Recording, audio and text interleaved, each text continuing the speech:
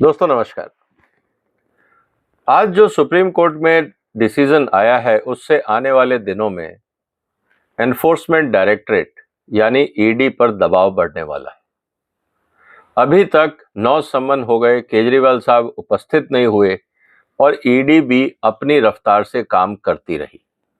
लेकिन आज जो सुप्रीम कोर्ट ने बेल एप्लीकेशन में सुनवाई करते समय कहा और एक एक्यूज्ड को बेल भी दे दी और ये कहा कि अगर ईडी स्लो काम करेगी, धीमा काम करेगी, तो हम लोगों को हमेशा के लिए जेल में नहीं रख सकते। ये बहुत ही वैलिड और इम्पॉर्टेंट ऑब्जर्वेशन सुप्रीम कोर्ट की तरफ से है। ये पूरा मुद्दा क्या है, इसकी आज हम चर्चा करेंगे। आप इस वीडियो को शेयर करिए, इस चैनल को सब्सक्राइब करिए अगर अभी तक नहीं किया है तो।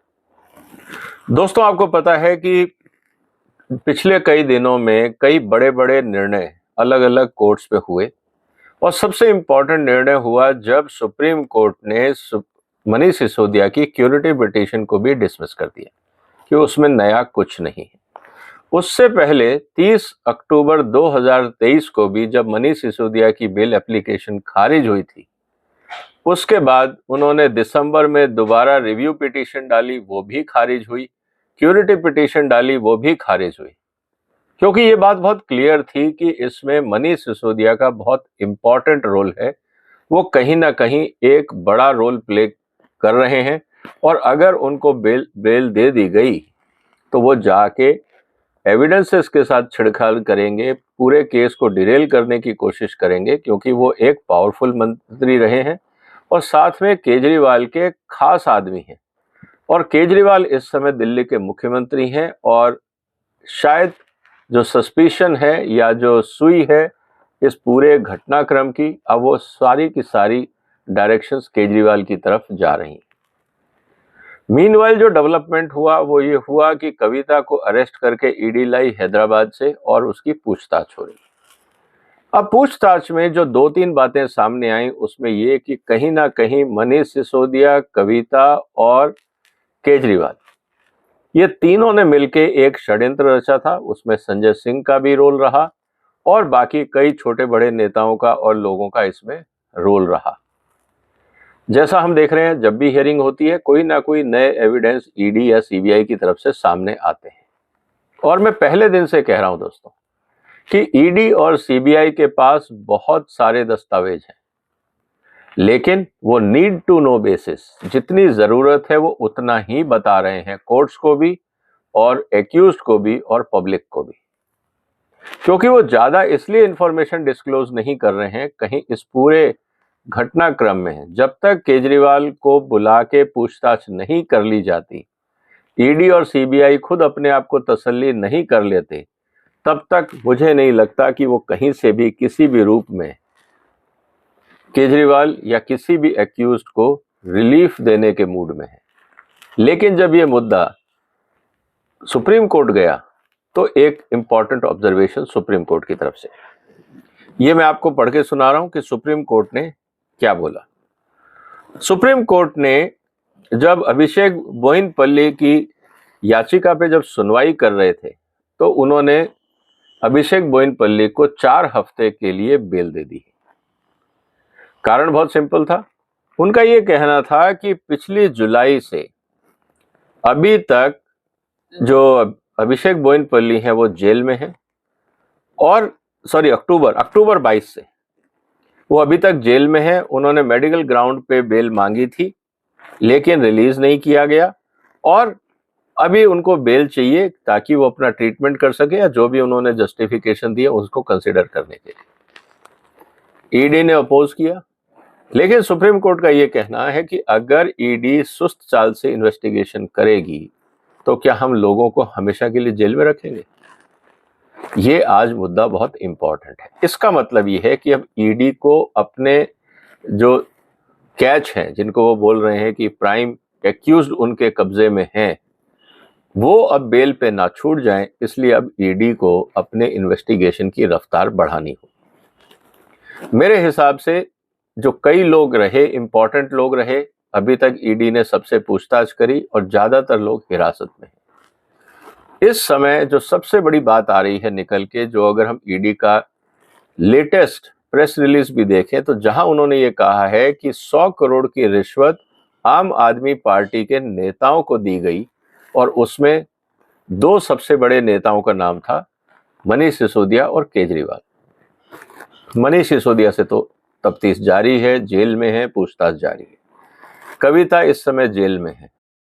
मुझे लगता है कि अब ईडी मनीष सिसोदिया और कविता को आमने सामने बैठा के इस 100 करोड़ के जो लेन देन की बात हुई है इसकी पुष्टि करेगी। एक बार जब कविता और मनीष सिसोदिया आमने सामने बैठ जाएंगे और जितने भी कंफ्यूजन है वो दूर हो जाएंगे, जो सपोर्टिंग एविडेंस ईडी के पास हैं उनको सामने रखा जाएगा, और जितने भी बाकी प्यादे इस पूरे घटनाक्रम के हैं उनके जो स्टेटमेंट हैं उनको कॉरोबोरेट कर लिया जाएगा, तो मुझे लगता है कि ये पूरा का पूरा केस वाटर टाइट बन जाएगा। और जब ये पूरा का पूरा केस वाटर टाइट बन जाएगा, उसके बाद ईडी पूरी तरह से स्वतंत्र होगा केजरीवाल को अरेस्ट करने के लिए। हो सकता है कि केजरीवाल अगले सम्मन पे भी ना जाएं। जहां तक मेरी उम्मीद है कि वो अगले सम्मन को टालने के लिए हाई कोर्ट में एप्लीकेशन देंगे। हाई कोर्ट अगर उसकी सुनवाई की डेट लंबी देता है तो केजरीवाल ट्रायल कोर्ट में भी नहीं जाएंगे, फिर वो हाई कोर्ट की डेट का इंतजार करेंगे। फिर जब हाई कोर्ट से उनको जजमेंट जो भी मिलता है, फेवरेबल या अनफेवरेबल, फेवरेबल मिलता है वो बहुत खुश होंगे। अगर वो जजमेंट सही नहीं आता है, उनके फेवर में नहीं आता है, तो वो फिर जाएंगे सुप्रीम कोर्ट। फिर सुप्रीम कोर्ट भी उनको कोई डेट देगा। कुल मिला के तारीख पे तारीख पे तारीख इसका फायदा केजरीवाल साहब अपने आप को जेल से बाहर रखने के लिए करेंगे। लेकिन सूनर और लेटर मुझे नहीं लगता कि जिस तरह से हाई कोर्ट और सुप्रीम कोर्ट ने पीएमएलए के मामले में सेक्शन 50 के तहत जो समन जारी हुए हैं, कभी भी ये कहा हो कि आप उस समन को इग्नोर कर सकते हैं। इसका मतलब केजरीवाल सिर्फ टाइम बाई कर रहे हैं, जाना तो उनको ईडी के पास पड़ेगा ही, सिर्फ टाइम की बात है। लेकिन इस पूरे घटनाक्रम में अगर कोर्ट्स की तरफ से लंबा टाइम दिया जाता है, मान लीजिए उनको लंबी डेट दी जाती है कि हम आपकी सुनवाई 2 हफ्ते बाद या 4 हफ्ते बाद करेंगे, जैसा ट्रायल कोर्ट ने किया, तो उतना समय केजरीवाल जेल से बाहर रहेंगे। तब तक उनके साथ जो ईडी को इन्वेस्टिगेशन करना है वो पूरा नहीं होगा, और अगर इन्वेस्टिगेशन टाइम पे पूरा नहीं होता है तो जो लोग अभी जेल में हैं वो अपनी बेल के लिए अप्लाई करेंगे। उस समय फिर सुप्रीम कोर्ट क्या उनको बेल देगा? आज ये मुद्दा ये है, क्या सुप्रीम कोर्ट के या जो हाई कोर्ट है या ट्रायल कोर्ट के जो सुनवाई है, अगर उसमें टाइम लगता है और जो जेल में अपराधी हैं वो जब बेल के लिए आते हैं, तो जो डिले हो रहा है बिकॉज ऑफ डेट्स, जो हियरिंग की डेट्स हैं उनमें क्योंकि गैप बहुत ज्यादा है, इसके कारण अगर ट्रायल स्लो होती है, इसके लिए कौन जिम्मेदार होगा? कोर्ट जिम्मेदार होंगे, ईडी जिम्मेदार होगा, या जो लोग जेल में हैं वो बेल के हकदार होंगे? ये एक इंटरेस्टिंग एंगल हमें आने वाले दिनों में देखने को मिलेगा। तो सवाल इस बात का है कि अगर कोर्ट की तरफ से लंबी डेट्स पड़ती हैं तो क्या जो लोग जेल में बैठे हैं क्या वो बेल के हकदार हो जाते हैं? ये एक इंटरेस्टिंग एंगल है। इस स्थिति में क्या ईडी जाके किसी भी अपराधी को अरेस्ट कर सकता है, या उनको सिर्फ कोर्ट के आदेश का ही अब इंतजार करना होगा? क्योंकि मामले कई हैं। इसीलिए जिस तरह से घटनाक्रम बदल रहा है, केजरीवाल पूरा प्रयास करेंगे कि ईडी के सामने ना जाएं। पहले वो ट्रायल कोर्ट में डिले मांगेंगे, फिर हाई कोर्ट में डिले होगा, फिर सुप्रीम कोर्ट में डिले होगा। अगर कोर्ट सेम डे हियरिंग या नेक्स्ट डे हियरिंग करके इस मुद्दे को रफा दफा करते हैं, जजमेंट देते हैं कि नहीं आप भाग नहीं सकते हैं, आपको जाना होगा, हाई कोर्ट ने जजमेंट देंगे, जैसे ही हाई कोर्ट का जजमेंट आएगा केजरीवाल सुप्रीम कोर्ट भागेंगे। सुप्रीम कोर्ट अगर जल्दी से जजमेंट दे देता है तो मुझे लगता है कि तुरंत फिर ईडी की तरफ से फिर बुलावा आएगा, सम्मन आएगा और केजरीवाल को जाना होगा। फिर यह भी हो सकता है कि केजरीवाल ना जाएं और कंटेम्प्ट ऑफ कोर्ट की कार्रवाई उन पे शुरू हो जाए, और उसकी डेट कब लगेगी वो अलग मुद्दा है। तो अभी और बहुत सारे ऐसे हथकंडे हैं जो केजरीवाल अपनाएंगे अपने आप को जेल से बाहर रखने के लिए। दूसरा तरीका ये है कि ईडी केजरीवाल को रात को जाए, अरेस्ट करे और अपने साथ ले आए पूछताछ के लिए। और एक बार जब वो अरेस्ट हो जाते हैं उसके बाद ये नॉन बेलेबल ऑफेंस है, क्योंकि तब तक सारे सबूत ईडी के पास होंगे। अगर वो केजरीवाल के भरोसे चले तो मुझे नहीं लगता ये इन्वेस्टिगेशन टाइम पे होगी। एकमात्र रास्ता बचता है कि एक वाटर टाइट केस बनाया जाए, केजरीवाल के घर जाके पूछताछ की जाए, और अगर वो नॉन कोऑपरेशन दिखाते हैं तो उनको जिस तरह से कविता को उठा के दिल्ली लाया गया, इसी तरह से शीश महल से उठा के ईडी ऑफिस लाना पड़ेगा और बाकी की कार्रवाई करनी पड़ेगी।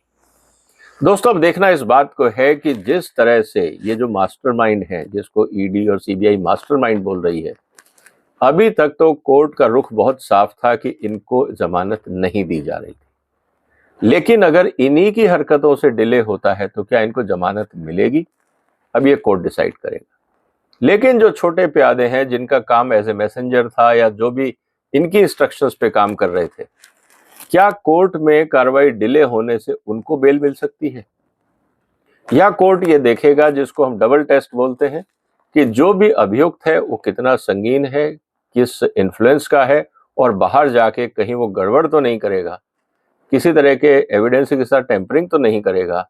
अगर कोर्ट इस पे सेटिस्फाइड होता है, और खासकर जो जूनियर लेवल के लोग हैं, मुझे लगता है उनको बेल मिलना आसान होगा, क्योंकि उनकी इतनी क्षमता या पहुंच नहीं है कि वो एविडेंसेस के साथ छेड़खानी कर सकें।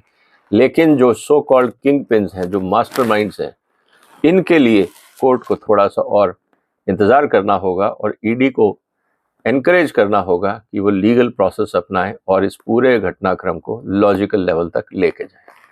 देखते हैं आने वाले दिनों में क्या होगा। आप भी नज़र बनाए रखिए, हम भी नज़र बनाए हुए हैं। आप इस वीडियो को शेयर कर सकते हैं, चैनल को सब्सक्राइब कर सकते हैं। फिर मुलाकात होगी एक और महत्वपूर्ण मुद्दे के साथ। तब तक वंदे मातरम।